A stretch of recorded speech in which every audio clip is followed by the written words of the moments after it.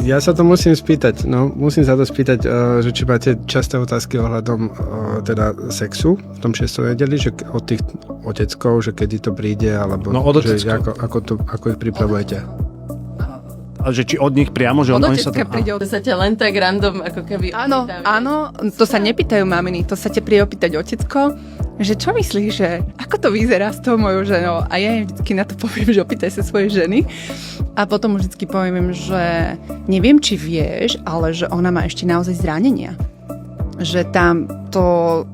keď sa tá placenta odlučí a všetko ty naozaj, akože tie očistky a všetko, čo je, že ty naozaj niekoľko dní, týždňov krvácaš. No preto je toto 6. nedeľa. Áno. To je vlastne 6 týždňov, kým sa zavinie maternica. kým sa hormóny tehotenské odchádzajú, tvoria sa hormóny na dojčenie. Do toho proste tie očistky, hej. Čiže časti toho, čo potrebuje byť ešte očistené z toho tela, sa vyplavuje. Som naozaj zažila aj také maminy, ktoré boli v pohode.